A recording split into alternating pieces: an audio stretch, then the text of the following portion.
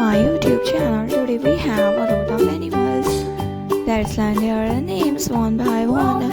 Are you ready to learn? The first one is a rhino. This is a rhino. R is for rhino.